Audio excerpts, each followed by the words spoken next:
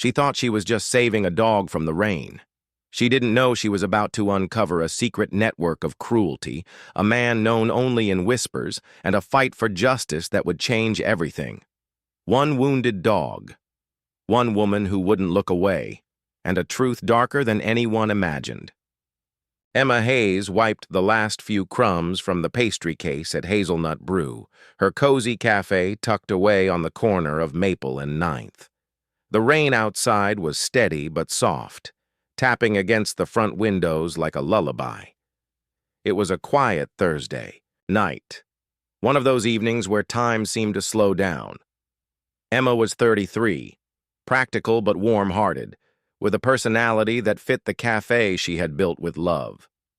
With its string lights, mismatched chairs, and aroma of cinnamon lattes, Hazelnut Brew had become a second home to many regulars. But tonight, it was just her. The hum of the espresso machine, and the subtle anxiety she always felt walking home alone through the alley out back. She flipped the closed sign, locked the front door, and grabbed her umbrella from the coat. Ha! The alley behind the cafe was a shortcut she had taken 100 times before. It cut between her building and an old crumbling tenement scheduled for demolition next spring. Rusty dumpsters lined one side, and stray cats were common. She usually moved quickly, never stopping, but that night she heard something.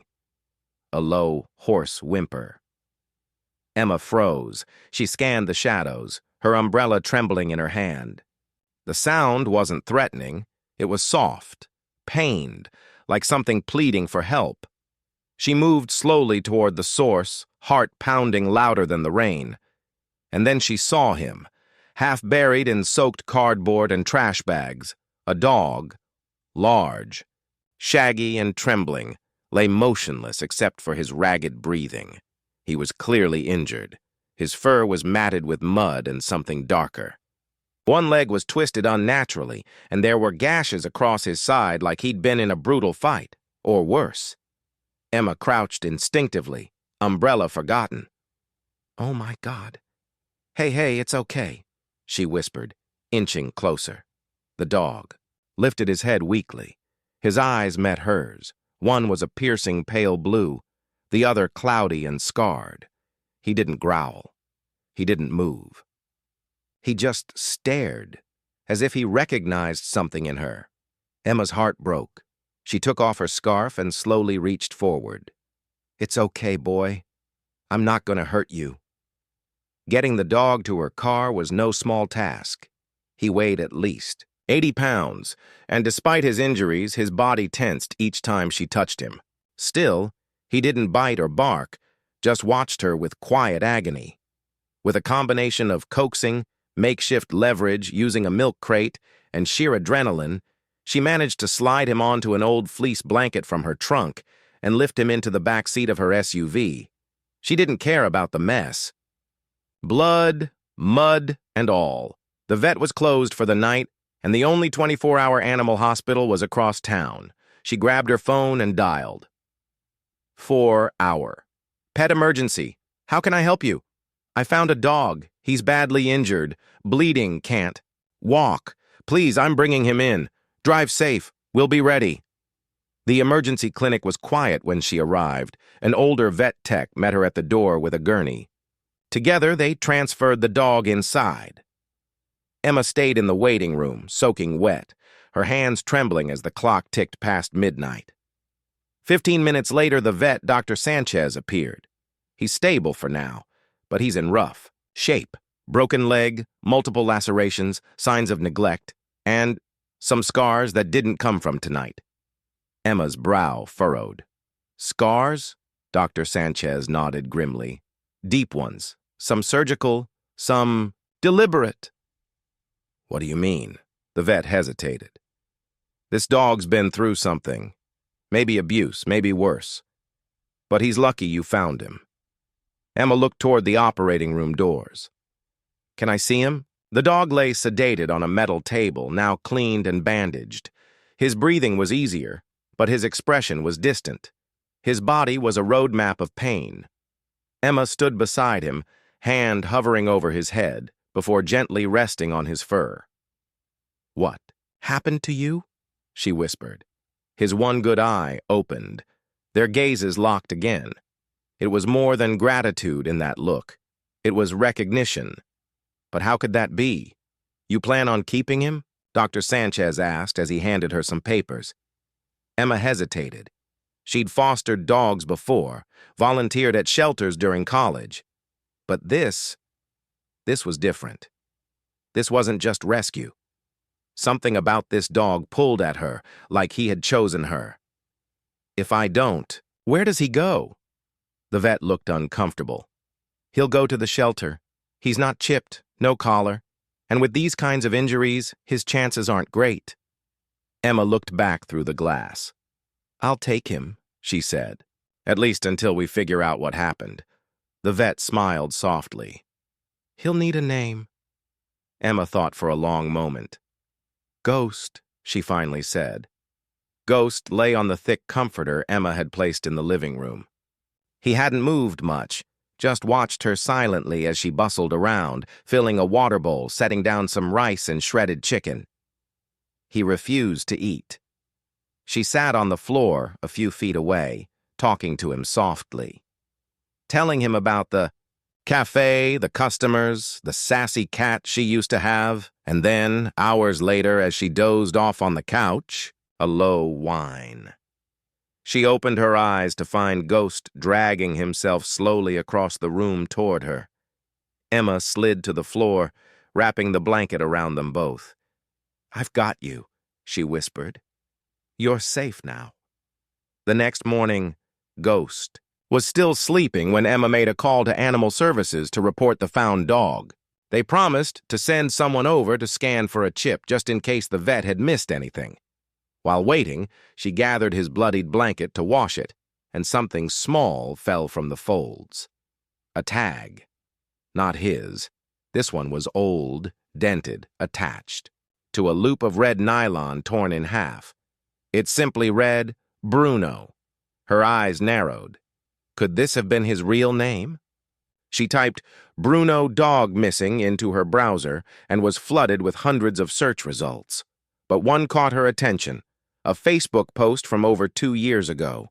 Missing, Bruno, German Shepherd Malamute mix, taken from backyard.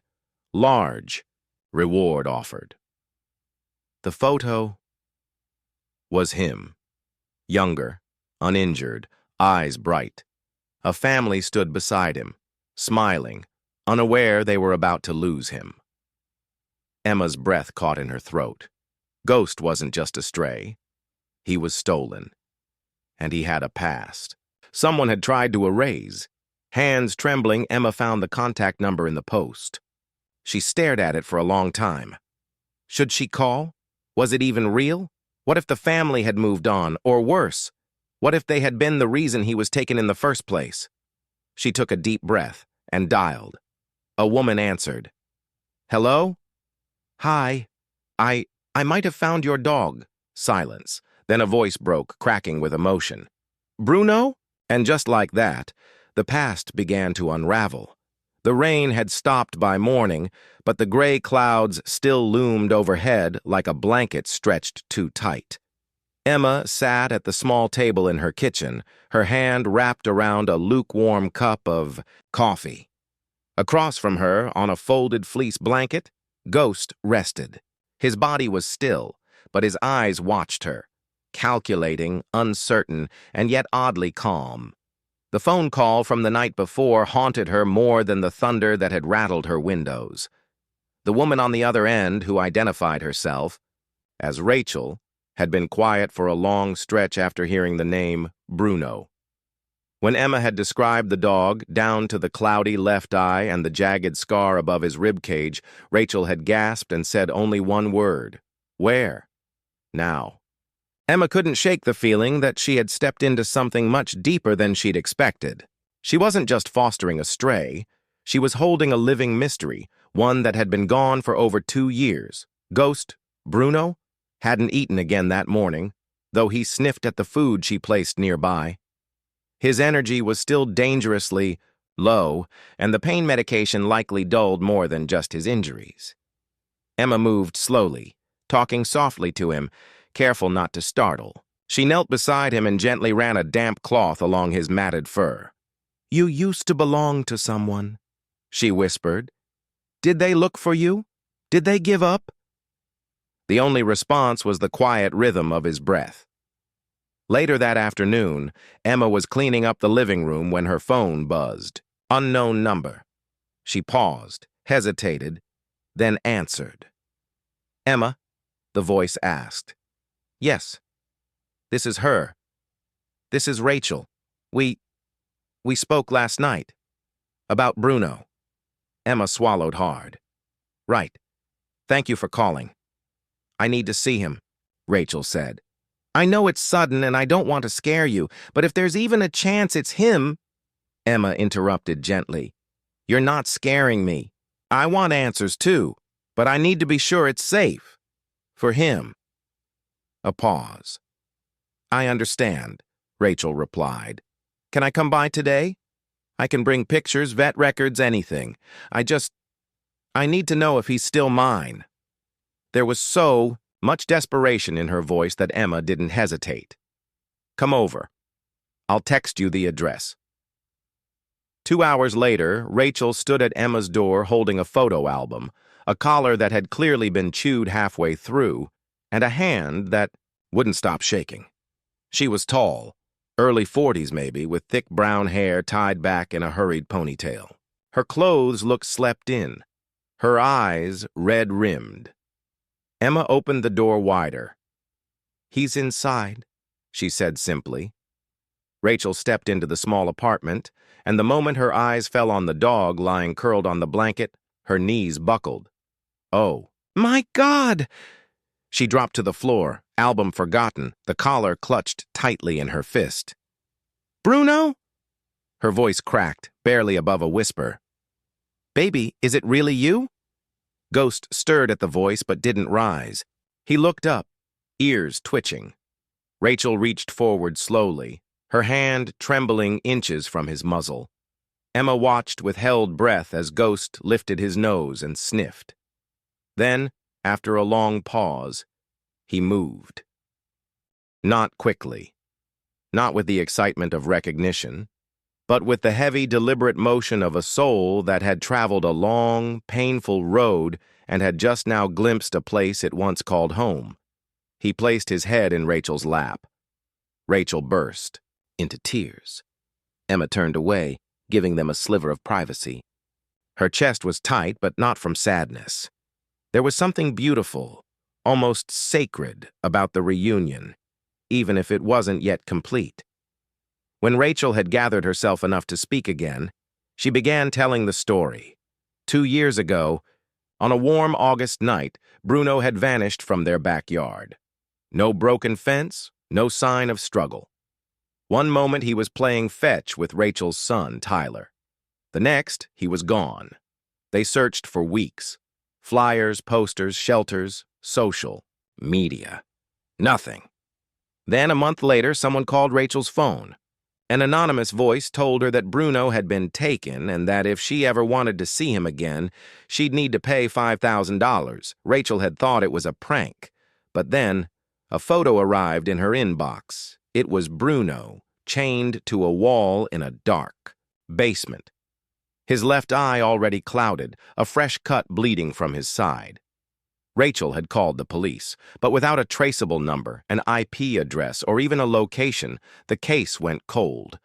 The detective eventually told her that it might have been a scam, somebody who'd stolen a photo off her Facebook and edited it. But Rachel knew. She knew it was real. Now, looking at Ghost, Bruno, she was vindicated. The scar on his side. The cloudy eye. The deep, sorrowful stillness in him. "Do you remember me?" she asked him, voice thick with emotion. Ghost, Bruno, didn't respond with wagging tails or excited barks. He simply nudged his muzzle against her hand, then sighed, and closed his eyes. Emma finally spoke, breaking the silence. "Do you want to take him home?" Rachel blinked. "I don't know. I want to say yes. God, I've dreamed of this moment for so long. But He doesn't look like the same dog. Not entirely.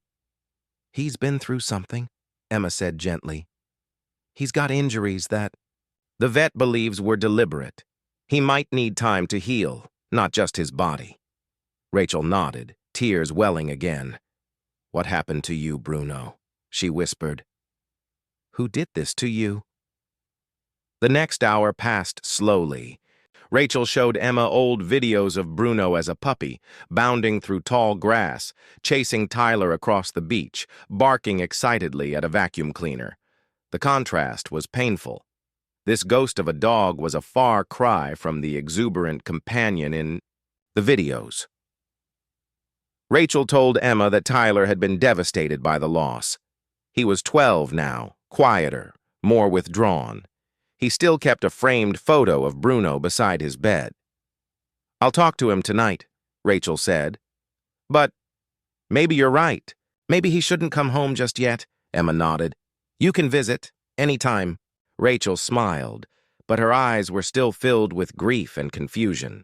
Before she left, she placed the old, chewed-up collar on the floor beside Bruno. He sniffed it once. Then, slowly, he placed his paw over it like it was something sacred. That night, Emma sat in bed thinking about everything she had learned. Ghost, or Bruno, wasn't just a lost pet. He was a victim, possibly of trafficking, dogfighting, or worse. Someone had hurt him, hidden him, and then discarded him like trash. She opened her laptop and began researching dog theft rings in the area. She found articles, forum posts, a few police bulletins. Some of it was vague, some was disturbing. Few dogs had been recovered, but many, too many, had simply vanished. One Reddit thread stood out. A user under the name Karma K9 had been documenting stolen dogs in the tri-state area. Their posts included tips, photos, and even a list of names of suspected collectors or traders. It looked like amateur detective work, but it was meticulous. Emma scrolled through, searching for anything familiar. Then she found it. A blurry, low-light photo of a dog chained in a basement. It was the same image Rachel had mentioned. She stared at the username, Karma K9. Whoever they were, they had seen Bruno before Emma ever found him, and maybe they knew where he had been. Emma sent a message. Hi. I think I may have one of the dogs from your post. I need to talk. She sat back in her chair, eyes flicking, toward the living room where Ghost slept. He looked peaceful for the first time since she'd brought him home. But the truth was stirring, and Emma was going to dig until she found it. The response from Karma K9 came just before dawn. Where did you find him? Need details. Meet in person. No names, no recordings. Emma blinked at the message, her hands still wrapped around the now cold mug of tea she'd made to lull herself back to sleep. The darkness outside her window had begun to fade into a murky gray, like ink diluted with water. Ghost lay curled on the couch, twitching in the early throes of a dream. The scar along his ribs moved subtly with each breath, like a memory that refused to fade. Emma typed back cautiously. Found in an alley off 7th and Garrison. Bad shape. Vet said his injuries were recent. Healed over older trauma. The reply came seconds later. That's close to a site I've tracked. I'll send you a location. Be careful. Bring a picture. Emma hesitated. She didn't know who Karma K9 was or what this meeting might entail. But there was a deep, relentless itch inside her now, a need to uncover whatever shadows still clung to Ghost's past. She snapped a photo of him sleeping, his paw still resting gently over the chewed-up collar Rachel had left. An hour later, after a hasty breakfast and a whispered promise to Ghost that she'd be back soon, Emma drove to the meeting point. A forgotten lot wedged between an abandoned warehouse and a collapsed chain-link fence. Rusted machinery stood like skeletons of a time long gone, and graffiti covered every visible surface. A figure waited beneath the twisted arms of a dead oak tree, hood pulled low, shoulders hunched beneath a dark windbreaker. Emma parked nearby and stepped out. The wind sliced through her coat. "You, Emma?" The voice was neutral but clipped. Not aggressive, careful. "I am," she said, clutching her phone tightly in one hand, the other buried in her pocket. The figure pulled down. Their hood. A woman, mid-30s maybe, pale skin, raven hair pulled back in a braid, sharp eyes, the kind that had seen things and didn't flinch anymore. "I go by Karma. Real name doesn't matter," she said. "You brought the picture?" Emma showed her the photo. Karma nodded slowly. "That's Bruno. From the pic Rachel posted 3 years ago and the basement shot I got from a source on the inside." Emma's heart thudded. "Inside what?" Karma glanced around and stepped closer. "A dog-fighting ring, or at least it was. They called themselves the Pit, ran through a network of breeders, collectors, and handlers. Most of it was mobile, underground, passed through coded messages and burner phones. Dogs like Bruno, they were the bait, the warm-up fights."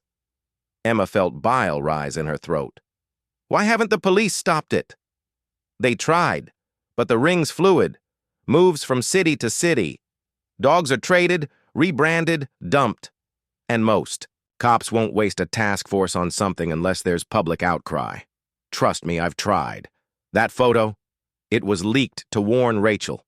A threat. They used Bruno to test how loud someone would scream." Emma's knees felt weak. She leaned against the side of her car. "So they kept him for sport. Then what? Just let him go?" "Doubt it," Karma said. "More likely he escaped, or someone smuggled him out and dumped him. You said you tracked them. Do you know where they are now?" Karma hesitated, then pulled out a crumpled map and unfolded it over the car's hood. 3 locations in the last 6 months. One was torched, probably a rival group or a scared handler. This alley where you found Bruno. Too close to their last confirmed site to be coincidence." Emma studied the map. Her eyes stopped on a marked red X labeled Barn House. Karma tapped it. "They use this place for holding dogs in between matches. I haven't had the nerve to go alone." "Let's go," Emma said, surprising even herself. Karma raised a brow. "You sure? This isn't a weekend rescue mission. These people are dangerous." "He's not just some dog," Emma said quietly. "Someone has to do something." Later, that afternoon, Emma returned home. Ghost was asleep, but he stirred when she opened the door. His ears perked up. For the first time, she saw something like recognition. Hope. She knelt down beside him. "I think I found out where you were, boy, but I need more." Ghost's eyes locked on hers for a moment, deep and glistening, and then he did something he hadn't done before. He licked her hand. Emma's throat tightened. She took the next few hours to comb through everything Karma had given her. Photos. Names, partial license plates, notes about dogs labeled with numbers instead of names. Some files were too grisly to look at for long, but she made herself.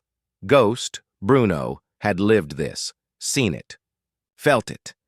That night, Emma reached out to Rachel. "I think I found someone who knows where he was kept. I want to investigate, but I can't do it alone," Rachel replied quickly. "Where and when?" Emma smiled faintly. For all her heartbreak, Rachel had the same fire. They agreed to meet the next morning. Karma would lead them both to the barn house. The following day dawned cold and still. A mist hung over the road as Emma and Rachel drove in silence, following Karma's battered sedan through a maze of country roads.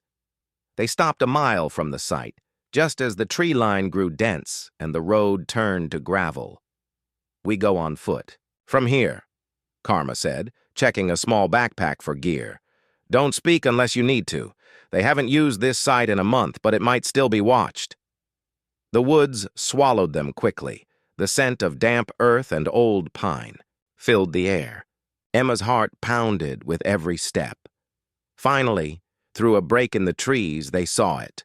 A crumbling barn stood at the center of a clearing, its roof sagging, The doors chained shut, but clearly forced open at some point.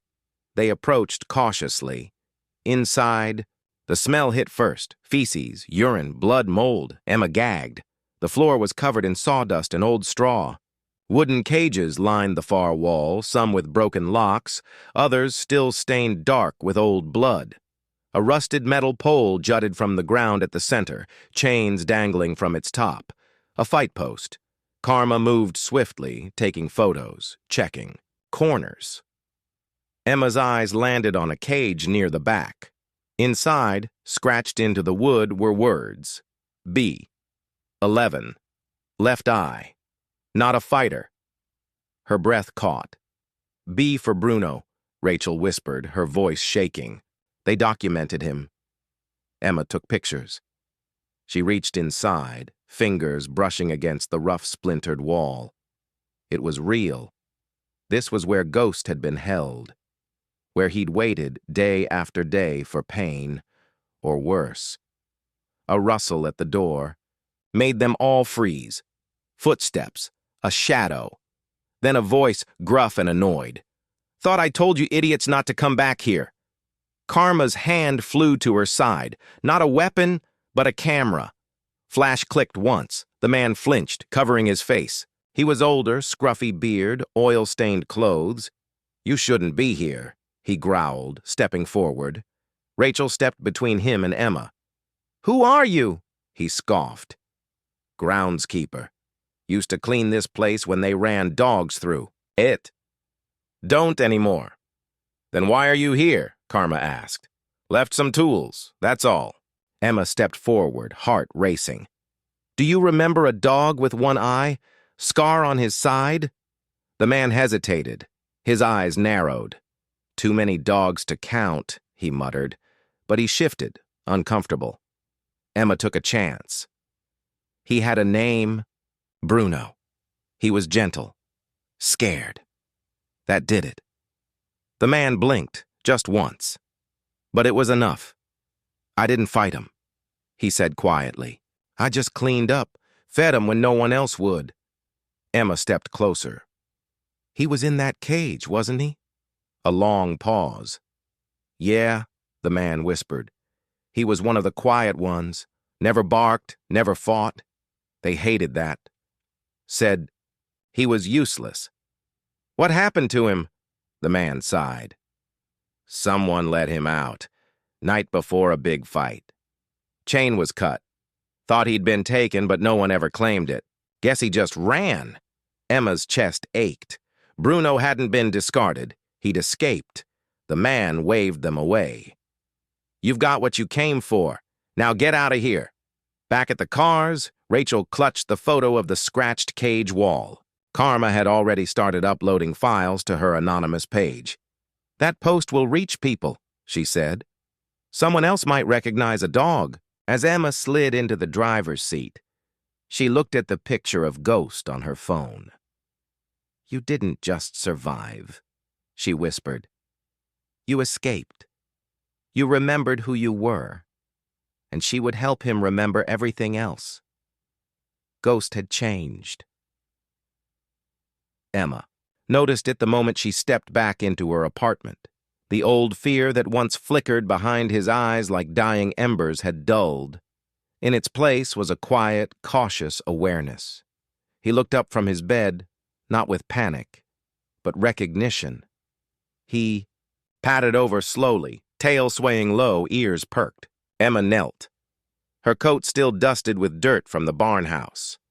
"Hey, brave boy," she murmured, resting her forehead gently against his. "We found it, the place they kept you. But you're never going back, not ever." He exhaled through his nose, a soft, shuddering sound. Emma stroked his neck, careful to avoid the old scars. She didn't speak of the cages, the chains, or the groundskeeper with guilty eyes. She didn't have to. She had brought something back with her far more powerful than answers. She had brought validation, and for Ghost, for Bruno, it was enough. For now.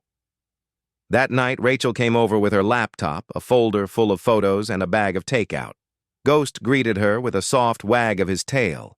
When Rachel crouched down and offered her hand, he sniffed it with a wary curiosity, then licked her fingers once before retreating to the couch. "That's new," Emma said. Rachel smiled. "I'll take it." They spread the documents across the coffee table. Karma's files were more extensive than Emma had realized. Photos of dogs in similar conditions to Ghost, each with a history scrawled in shorthand. Broken ear, high aggression, retired early or tied in alley, presumed dead. Rachel tapped one file. "Here, this one. G4 left, ear, dropped match, transferred, after handler incident." This could be another bait dog like Ghost. Emma leaned in. "Transferred where?" "No address. But there's a partial plate. Maybe Karma can run it." "She already did," said a voice from the doorway. Karma stood there, hoodie pulled low, eyes scanning the room like a soldier entering enemy territory. Emma blinked. "How did you—" "I've been tracking the van that came through that barnhouse 2 weeks ago. It made 2 stops before disappearing. One of them outside a facility on the south edge of town. An old junkyard, abandoned on paper, but I got drone footage last night." She pulled a flash drive from her coat and plugged it into Emma's TV. The footage played grainy black and white aerial video. An open lot surrounded by barbed wire. Rusted trailers formed a loose circle. 2 figures walked from a shack to a truck. In the shadows between them, barely visible, was a crate. Inside, something moved. "Dog?" Rachel asked. Karma nodded. "Too big to be a raccoon. And that's not the only one. There were 5 crates in total. No licenses. No visible food or water sources." Emma's heart clenched. "Then it's still happening." "Yep," Karma said, crossing her arms. "And if we don't do something fast, those dogs are going to disappear again, if they're lucky." Rachel looked at Emma. "You thinking what I'm thinking?" Emma nodded. "We have to go." The next night, they met in the parking lot behind a closed grocery store. Karma handed each of them a walkie-talkie and a black hoodie. "You're sure about this?" she asked. "Ghost survived this," Emma said. "That makes it personal." "Same," Rachel added. Karma outlined the plan. They would approach the junkyard from the east side, where the fencing had partially collapsed. She had mapped the guard rotations based on the drone footage. 1 man, average build, armed only with a flashlight. The place ran on secrecy, not security. As they crept through the field behind the junkyard, the world grew quiet. No crickets, no wind. Just the distant hum of a generator and the occasional bark, hoarse and desperate. They reached the fence. Karma pointed to a gap between the weeds. Rachel slipped through first, followed by Emma. Karma came last, her camera already rolling on a chest mount. Inside, the stench hit them instantly. Old waste, rust, and wet fur. Emma's eyes adjusted to the dim light from the nearest trailer. Shadows moved inside.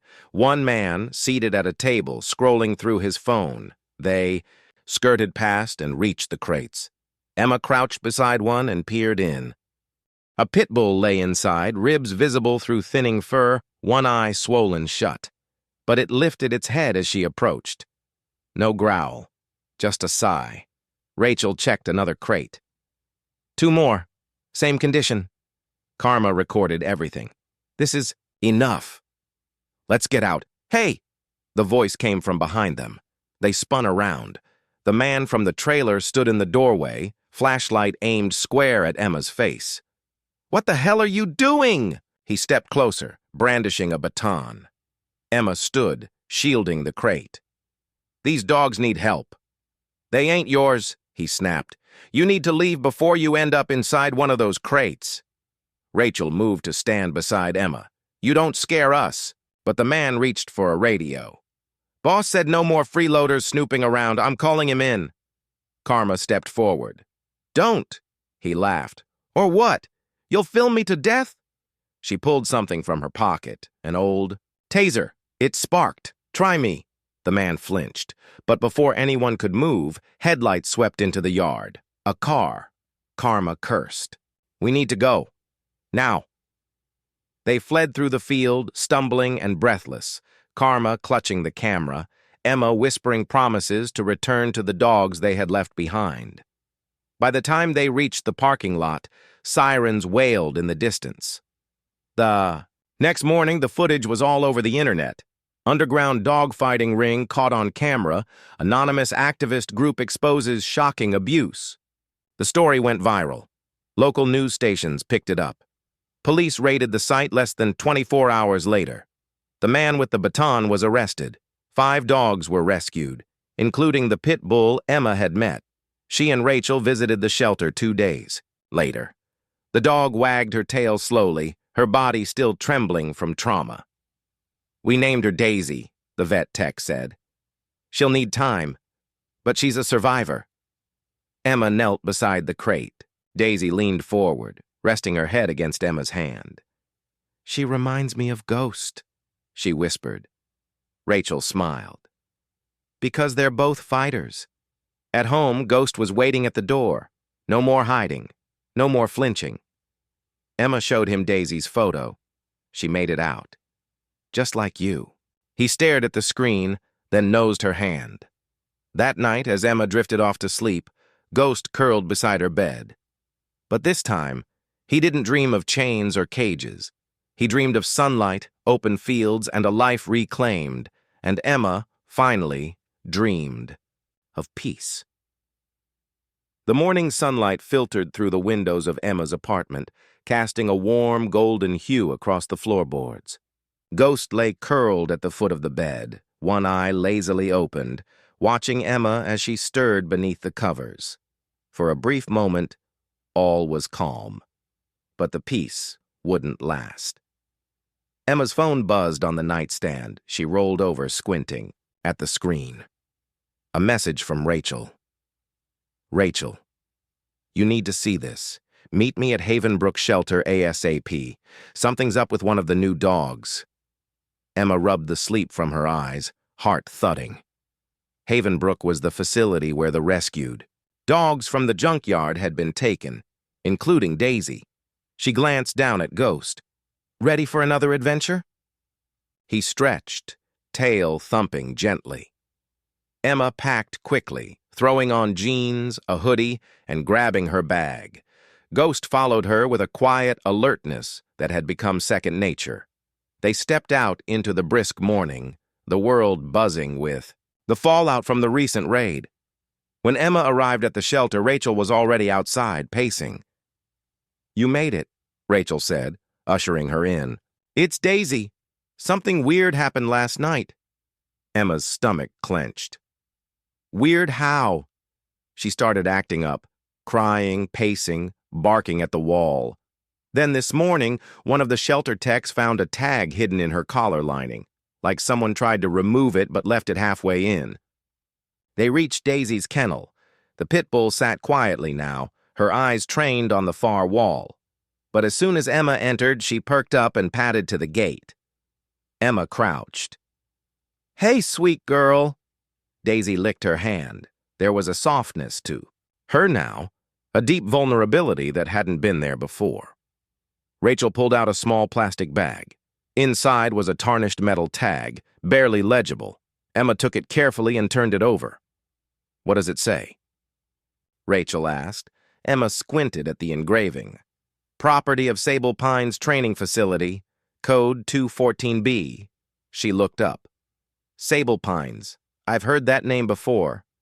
Rachel nodded grimly. "Me too. It's been closed for years. On paper. It was a dog obedience training school. But there were rumors, stories about dogs vanishing. Animal Control tried to investigate back in 2015, but they hit a wall. The place went bankrupt, and the owner disappeared." Emma stared at the tag. What if it never actually shut down? What if Sable Pines was the real heart of this operation, and the junkyard was just one spoke in the wheel? Rachel's eyes widened. Then we've only scratched the surface. Later that day, Emma sat at her kitchen table with Karma, reviewing what little public information remained about Sable Pines. The facility had once operated in the rural outskirts of their county, an hour outside of town. The building was supposedly condemned after a fire gutted half the main structure. But Emma couldn't shake the feeling that someone wanted that fire to happen, to burn away the truth. Karma tapped her fingers on the table. "We need to get out there." "You think it's still active? If not, there might still be records, photos, evidence that ties it all together. If Ghost, Daisy, and others came through that place, it could be the link we need." Emma glanced at Ghost, who was curled up in the corner, watching them intently. "He's been remembering more," she said quietly. "Smells, places. Last night he growled at the sound of metal clanking. And when I played that clip of dogs barking at the shelter, he froze like he knew the voices." Karma frowned. "That's trauma imprinting, but it also means his memories aren't lost. Do you think dogs remember other dogs?" Karma nodded slowly. "More than we think. Familiar scents, sounds, even faces. If he spent time with Daisy in that facility, they might have bonded." Emma looked at Ghost again, a swell of sorrow in her chest. "He's been through so much. I don't want to push him." Karma softened. "Then don't. Let him lead. You'll know when it's time." 2 days later, they made the drive to Sable Pines. The road narrowed into gravel, the tree line thickening on either side. Emma's fingers tightened on the steering wheel. Ghost sat upright in the back seat, unusually alert, his ears pricked, nose twitching. "There," Karma said, pointing. "That's the gate." It was rusted shut. Beyond it, the outline of the old training facility loomed, half-burned, windows, shattered, overgrown with ivy and moss. A faded sign read Sable Pines, Obedience and Security Canine Academy. Emma parked just outside the gate, and they ducked through the side where the chain link had peeled away. The air was heavy with decay and silence. Inside, the building was colder. Time had gutted the interior. Ashes still clung to the walls. Emma's boots crunched on broken tiles as they moved deeper into the shadows. They found the kennels first. Rows of them rusted and empty, some collapsed entirely. But here and there were traces, scratches on the walls, a chewed collar buried under debris, even a tattered blanket. Ghost stopped beside one of the kennels and sniffed deeply. Then he whimpered. Emma knelt beside him. "Was this your cage?" He didn't move, but his eyes locked on hers, haunted. Rachel found a back office, mostly burned, but a file cabinet had survived under fallen beams. Karma and Emma helped clear it. Inside were folders, most water-damaged, but a few still legible. One name caught Emma's eye. Bruno, code 214B. She opened it. There were photos of Ghost as a younger dog, leaner, healthier, his ears not yet scarred. There was a training log, 2, detailing aggression levels, recovery attempts, and something chilling.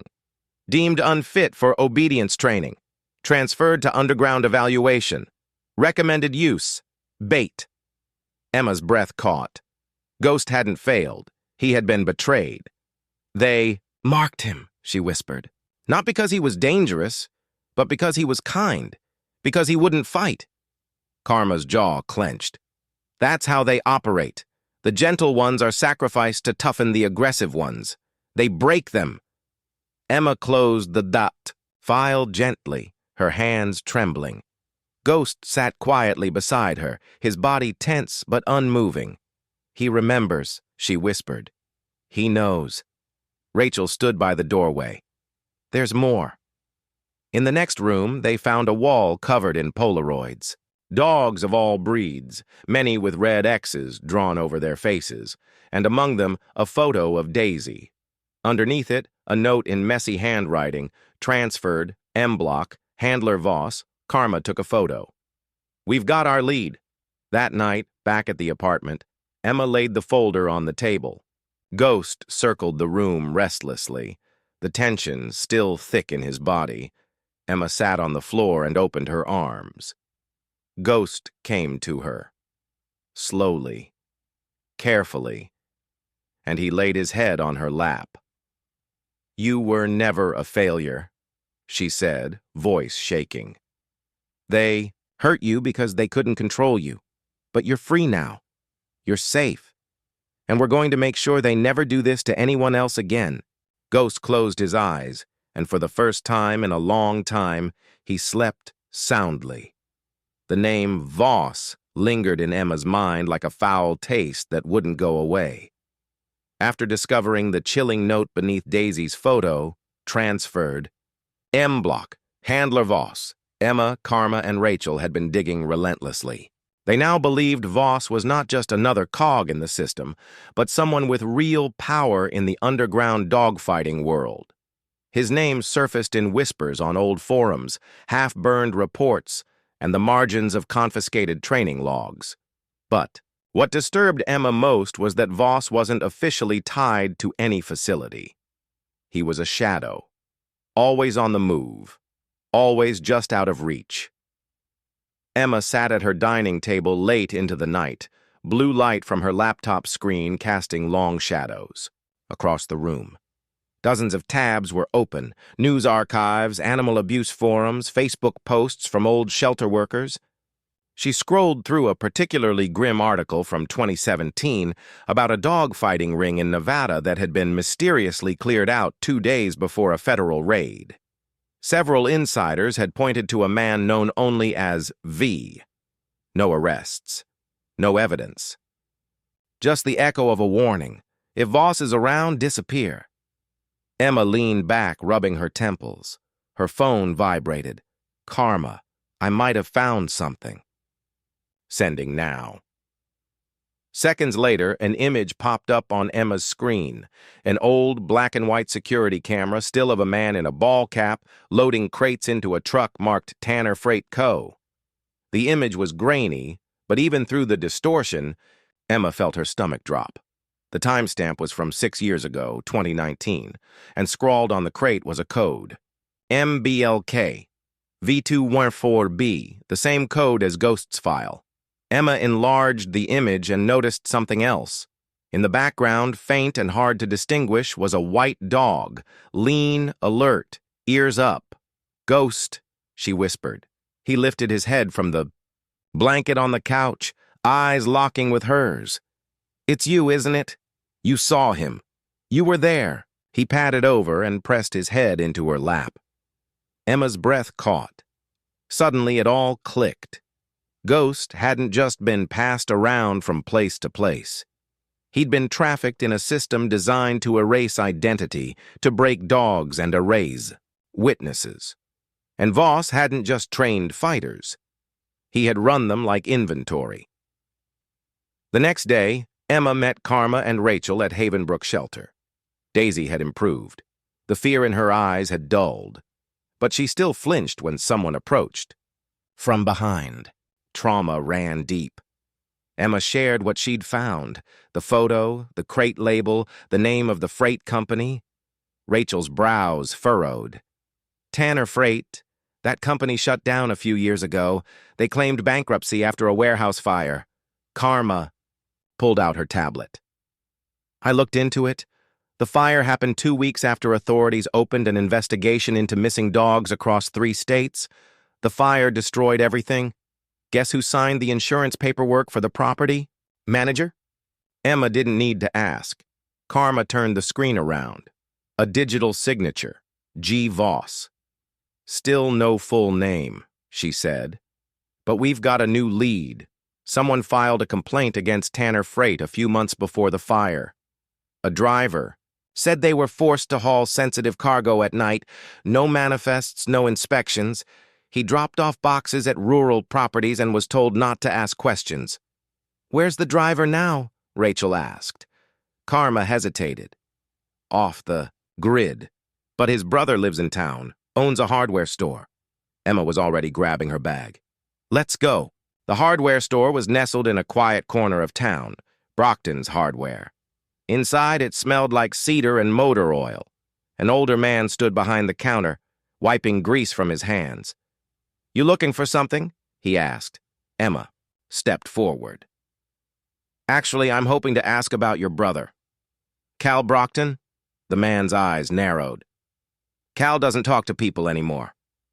Karma pulled out the image of the freight crate.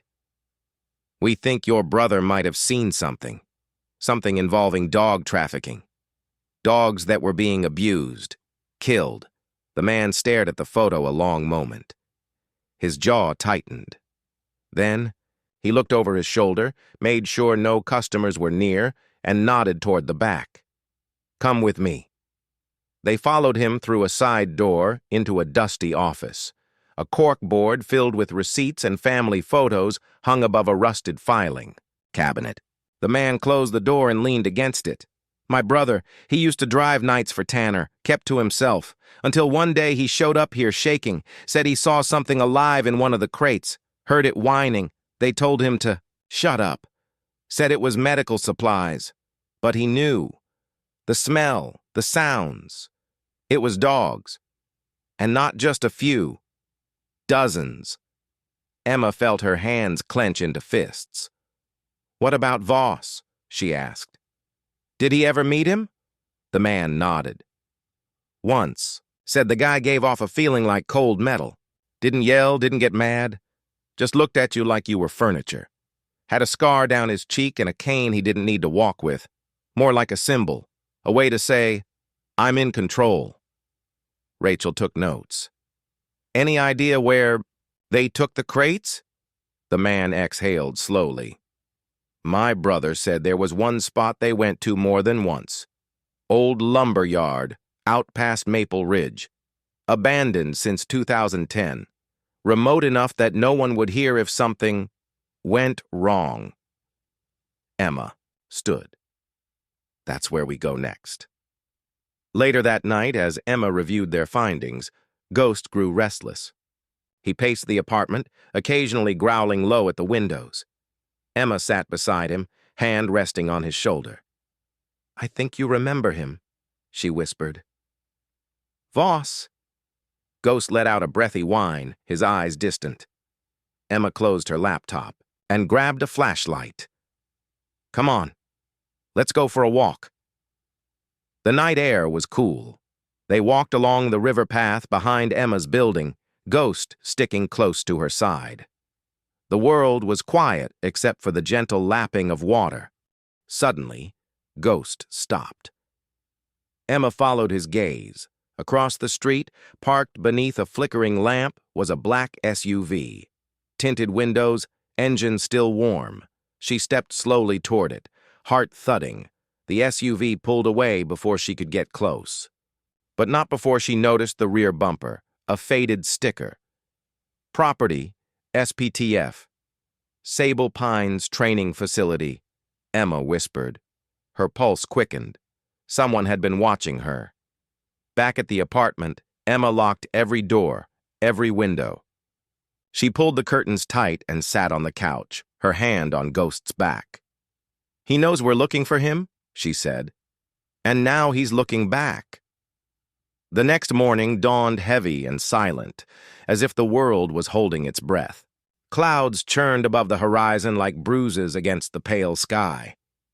Emma didn't bother with breakfast. She could barely drink water.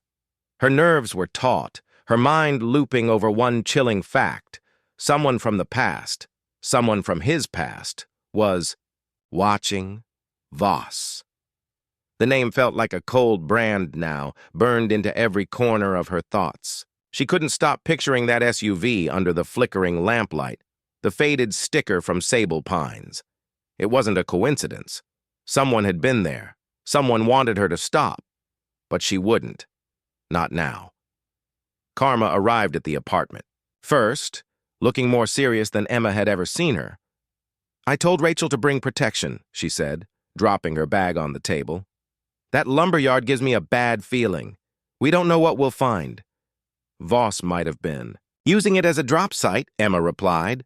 "That driver said they visited it more than once. It's remote. Easy to hide things out there." or bury them. Emma met Karma's eyes. We have to go. We can't leave this unfinished. Rachel arrived minutes later, her pickup truck, loaded with supplies, flashlights, crowbars, gloves, a first aid kit. She handed Emma a small walkie-talkie. No signal out there, she said. If we split up, use these, and keep your eyes open. Ghost watched them solemnly from the couch. When Emma grabbed her keys and backpack, he stood up immediately, alert. You're coming too, she said. You need to see this place. Maybe it'll help you remember. They drove out of town in silence, following a barely used road that wound through the forest like a scar. The world grew darker the farther they went, the trees closing in, the sky dimming beneath the canopy. Eventually, the pavement gave way to gravel, then to dirt. Then, the lumberyard appeared. The site was like a fossilized ruin from a forgotten war. Rusting fences sagged inward, choked with weeds. The main building, an enormous, rotting warehouse, loomed like a corpse in the mist.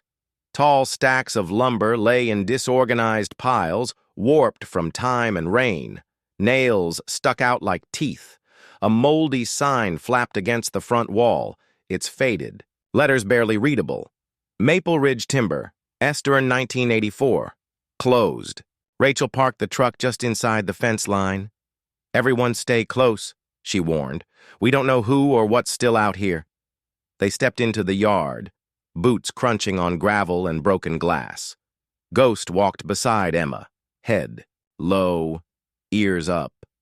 Every so often he would stop and sniff the ground, then continue forward, his pace steady, focused, like he knew where to go. Karma snapped photos as they moved. You think Voss kept dogs here? Or worse, Emma muttered. They reached the warehouse doors, enormous sliding panels rusted into place. Rachel pried one open with the crowbar, metal shrieking in protest. The smell hit them immediately, must, rot, and something else. Something foul and sour. The flashlight beams sliced through the gloom, revealing long corridors, old machinery, and torn tarps. But Ghost wasn't interested in the front area. He bolted forward, weaving through pallets and debris until he reached a door at the back of the warehouse, unmarked, half off its hinges. Emma followed him in. The room was small, with a concrete floor stained black in places. Chains were bolted to the walls. In the corner sat an old plastic crate, covered in bite marks. Karma shined her light on the wall. A number had been scrawled in red spray paint. 214B. Emma felt her chest tighten. That's Ghost's code. He stood still, staring at the wall, his body trembling slightly. Then he turned in a slow circle and lay down in the center of the room, placing his head on his paws. He was kept here, Rachel said softly. This was one of the holding spots. Emma crouched beside Ghost, stroking his back. What did they do to you here? She looked around. There were more markings on the walls, faint outlines of scratch marks. A dark stain along the baseboard. In the corner, a ripped collar lay half buried in dirt. They rotated the dogs, Karma said. Kept them here between fights or before delivery. Ghost might have been here for weeks, maybe months. Rachel pulled a box cutter from her pocket and pried open the back wall, revealing something none of them expected. A small hidden chamber, barely large enough for a person to crawl through. It was pitch black inside, but as Emma shined her flashlight, her stomach dropped. Dog bones, piles of them, some large, others small, scraps of collars and fur, a muzzle with dried blood. Oh my God, Karma whispered, backing away. Emma covered her mouth. Ghost stood at the opening and let out a low, mournful whine that made every hair on her neck stand up. They died here, Emma said, her voice shaking. He made sure they were never found. They left the chamber sealed, marked its location, with chalk. and made a report for the police once they got back to town. But Emma couldn't shake the feeling of being watched. As they reached the car, Ghost stopped again, staring into the tree line. Rachel followed his gaze. "You see something?" Emma squinted. Far in the distance, between the trees, a figure stood. Just for a second. Too far to make out a face. Then it was gone. "Voss," Emma said under her breath.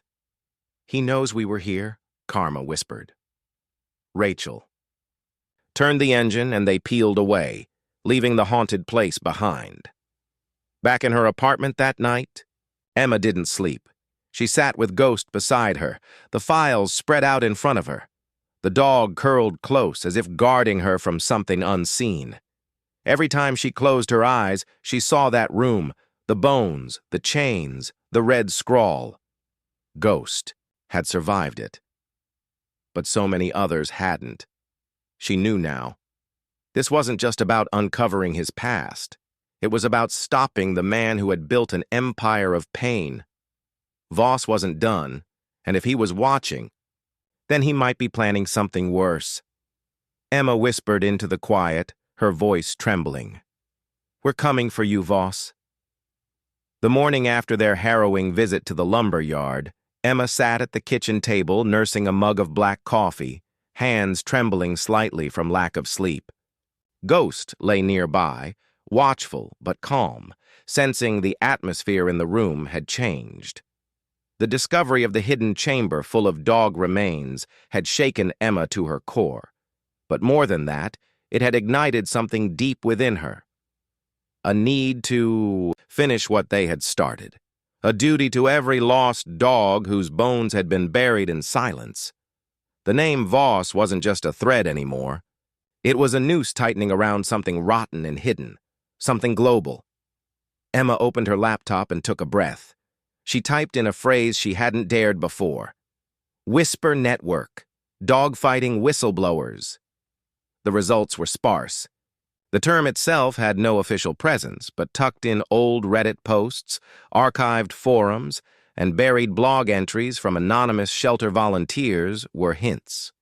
Bits of code language, pseudonyms, descriptions of transport patterns. They were breadcrumb trails left by people too scared to go public, but desperate for someone to listen. Emma texted Karma and Rachel. "Emma, I think I found something. Not official, but it's out there. People are talking, quietly. We need to follow this trail."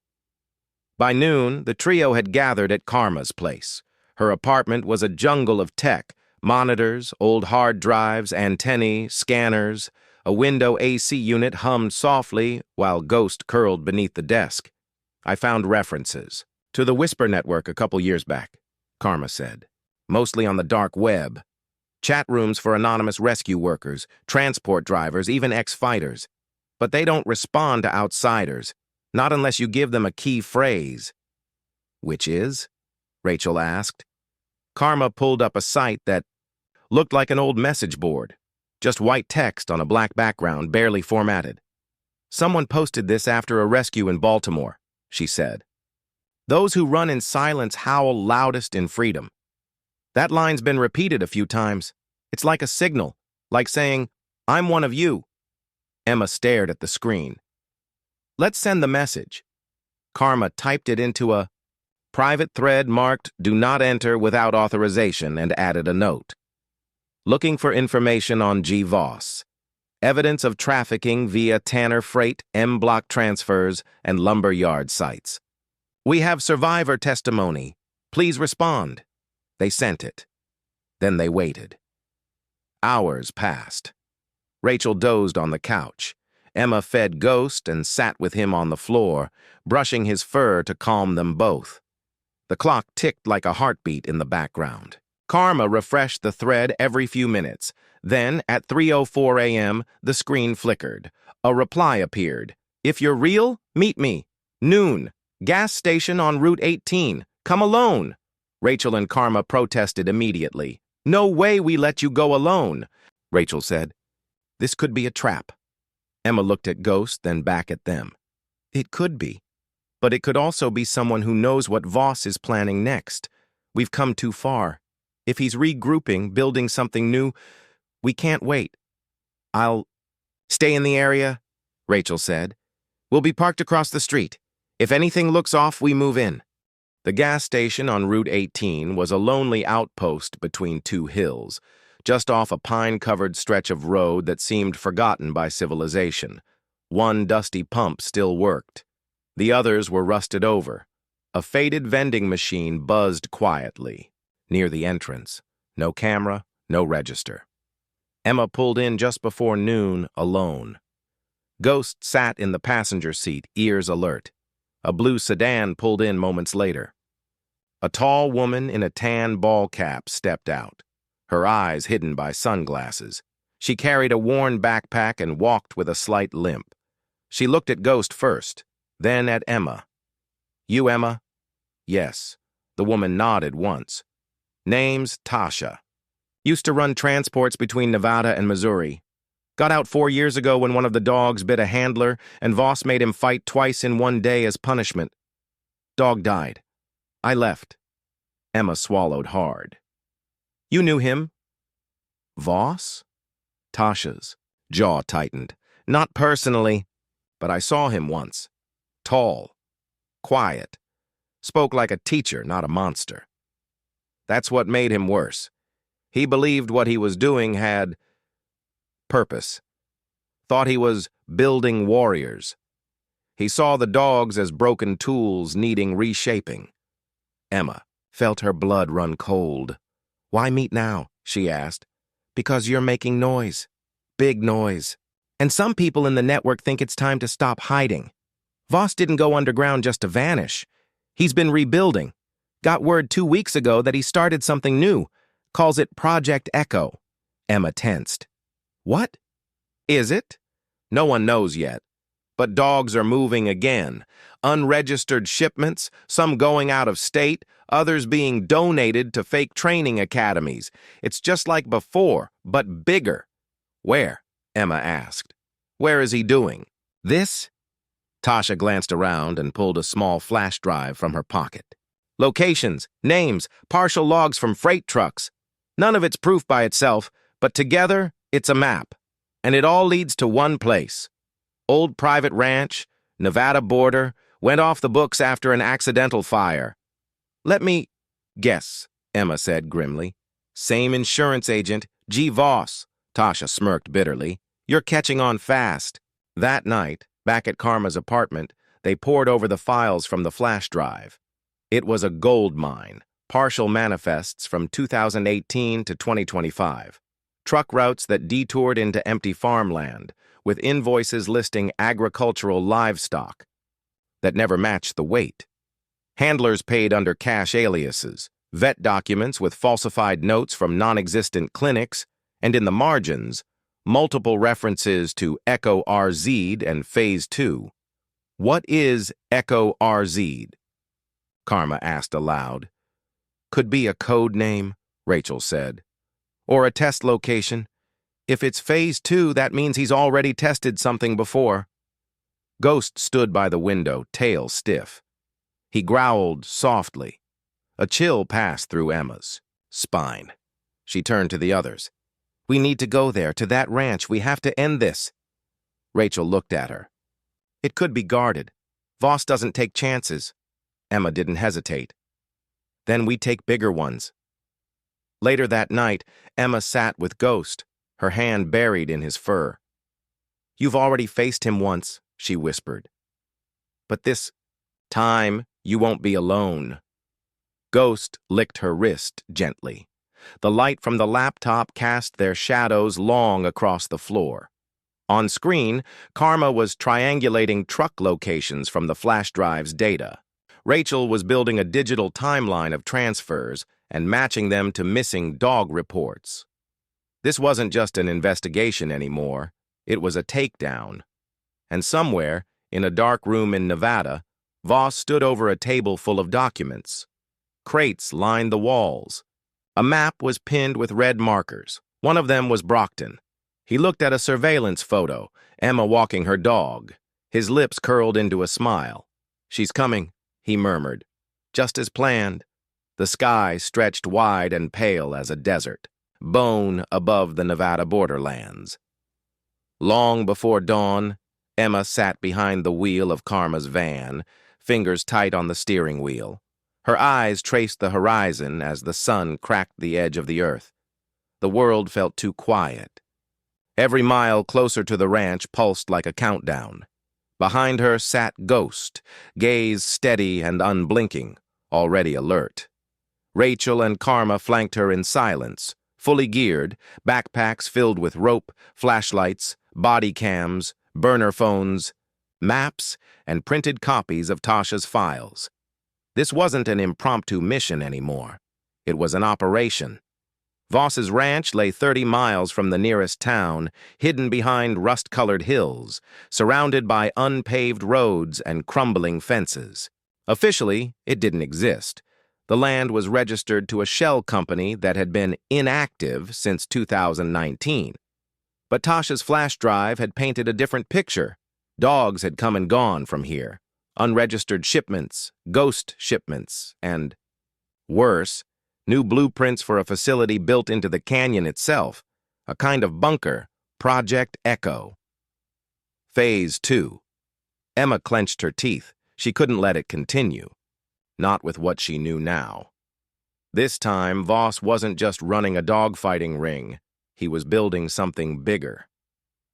They arrived at the perimeter before sunrise. The old ranch fence had collapsed in places, allowing them to slip through without cutting wire. Brush and sage scraped at their clothes. The land was eerily silent.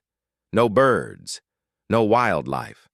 And then, like a structure rising from a nightmare, they saw it. The house. It stood on a bluff, overlooking what once might have been farmland.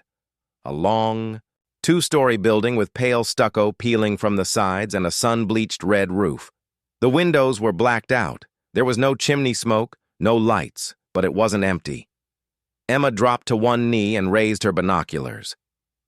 Through the cracked brush, she saw them. 2 men in black jackets, walking the perimeter with radios. Armed. Karma cursed under her breath. Security. Not good. Rachel pulled out a map. We stick to the plan.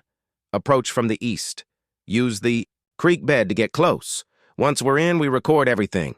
We get photos, evidence, whatever we can find. Then we blow this wide open. Ghost shifted beside Emma. His eyes narrowed, nose twitching. He remembered this place. They moved through the brush in silence, crawling at times, ducking behind rock formations, eyes always scanning. Emma's heart thundered in her chest, not just from fear, but from purpose. She was doing this. They were ending this. The creek bed led them up behind the barn, an enormous structure beside the house. Half buried into the hillside, camouflaged by nature and time. According to the map, Karma whispered, that barn connects to the underground structure, probably the center of the operation. Ghost crept ahead. Emma followed close, her hand on his back. The rear doors of the barn were rusted but unchained. Rachel pried them open an inch at a time. The air inside hit them like a wall, bleach, blood, metal. And beneath it, faint, trembling, came the soft, distant whimper of dogs. They were still here. Inside the barn, shadows stretched in long, unnatural shapes. They moved silently through the darkness, their flashlights dimmed. Ghost walked point, ears swiveling. They passed cages, dozens of them. Empty now, but stained. Along the far wall, they found the stairs, concrete steps descending into darkness. Rachel led the way. At the bottom was a steel door with a keypad. Karma knelt beside it, pulled a small device from her bag. I've cracked. Tougher. Just give me... Before she could finish, Ghost stepped forward and growled, footsteps above. Voices. Someone was coming. Karma redoubled her efforts.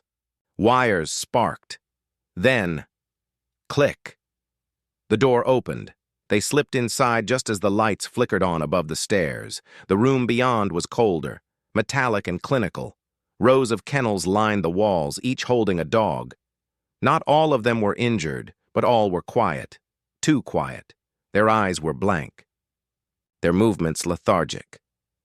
"They've been drugged," Emma whispered.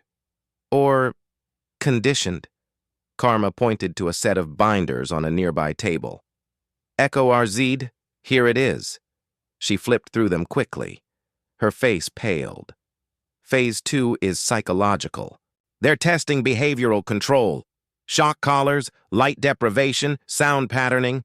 Trying to build obedient fighters, no emotion, no will. Rachel gritted her teeth. "He's turning them into weapons." Ghost stared at the dogs through the bars. One, a tan pit mix, looked back at him and let out the faintest wag. Emma's chest tightened. "We have to get them out." "Not yet," Karma said. "We don't know how many guards. If we trip something—" The sound of boots above interrupted her. The door opened. A man walked in, and for the first time Emma saw him in person, Voss. He wasn't what she expected. No sneer, no malice. Just calm, emotionless eyes behind silver-framed. Glasses. He looked more like a professor than a trafficker. He saw her instantly and smiled. "I wondered when you'd find me," he said softly. "You've been quite the storm." Rachel raised her taser. "Don't move." He ignored her. Instead, he looked at Ghost. My finest failure. Ghost didn't growl. He didn't bark. He just stared, steady and still. Voss tilted his head. "Do you remember me, 214B?" Emma stepped between them. "You're done, Voss. We have everything. Videos, files, it's over." Voss looked amused. "Over?" he repeated. "You think this little raid matters? You've seen one site. Dozens remain. Echo has already begun. In 2 months, I'll have units trained and sold in South America, Eastern Europe, and—" Rachel fired. The taser struck him in the shoulder. He collapsed. They didn't wait. Rachel and Karma tied him up. Emma unlocked the kennels. Ghost helped herd the dogs, some weak, some limping, but alive. They called the local sheriff, then the ASPCA, then 3 national animal welfare groups. By the time they were done, daylight was pouring into the bunker like a flood. Helicopters would come. News vans would come, but none of them would arrive in time to miss the final image. Emma stepping outside with Ghost by her side, leading a procession of battered but surviving dogs out of the darkness, and Voss, unconscious and bound behind them, his empire finally broken. Later, as the dogs were loaded into ambulances, reporters asked Emma for comment. She looked into the camera, exhausted but proud. "He survived hell," she said, gesturing to Ghost, "and he showed me how to fight through mine. This was never just about saving a dog. It was about listening when someone can't speak and still hearing the truth." She turned, walked away, and didn't look back. But Ghost did. Just once. And then he followed her home. The sun was setting low over the city skyline as Emma stepped out of the animal shelter, Ghost trotting faithfully beside her. The day's work had been long and exhausting, but the weight pressing on her chest had lifted a little. Voss was behind bars, the ranch dismantled and the dogs rescued. But the journey was far from over. Inside the shelter, the rescued dogs had been given medical attention, warmth, and kindness for the first time in years. Emma had stayed to help, her hands gentle as she soothed frightened eyes, bandaged wounds, and offered soft words. She looked at each dog as a story waiting to be told, each one a victim, a survivor, a fighter. Ghost seemed different now, too. His gait was steadier, his eyes softer, as though the dark memories they had uncovered together were slowly being replaced by hope. That night, Emma sat alone in her small apartment, Ghost curled up at her feet. She stared at the scattered photos, and notes spread across her desk. Photos of the ranch, of the dogs, of Voss during his trials. Each image told a part of the story, a puzzle piece that had fallen into place after years of darkness. Her phone buzzed. A message from Karma. Karma. We've got reports from a few more locations matching Voss's pattern. Looks like his network is bigger than we thought. Emma sighed deeply. The fight wasn't over, but this time she felt ready. Together with Karma, Rachel, and all the brave souls of the Whisper Network, they would dismantle the rest. Days turned into weeks. Emma became a familiar face in animal welfare circles, speaking out about the hidden horrors of illegal dogfighting rings and the importance of listening to survivors, both human and canine. Ghost accompanied her everywhere, a living symbol of resilience and trust. One afternoon, Emma visited the shelter to see the progress on the dogs from the ranch. A small tan pit mix, the one who had wagged his tail at Ghost in the bunker, bounded toward her. Emma knelt down and smiled as the dog licked her hand. "You're free now," she whispered, "and you're going to have a new life." Ghost sat beside her, his head resting gently on her knee. Months later, Emma received an unexpected letter. It was from the prosecutor handling Voss's case, containing a photograph. A group of dogs, healthy and happy, living at a sanctuary funded by donations sparked by their story. Emma folded the letter carefully, a lump forming in her throat. They had saved more than dogs. They had saved hope. As the sun set on another quiet evening, Emma sat on her porch, Ghost resting his head on her lap. She reached out and scratched behind his ears, feeling the steady rhythm of his breathing. "You're not just a dog," she said softly. "You're my teacher, my friend, my reminder that even in the darkest places, there's always a way back to the light." Ghost looked up at her, eyes bright, tail wagging, slowly. And in that moment, Emma knew they both had found their home.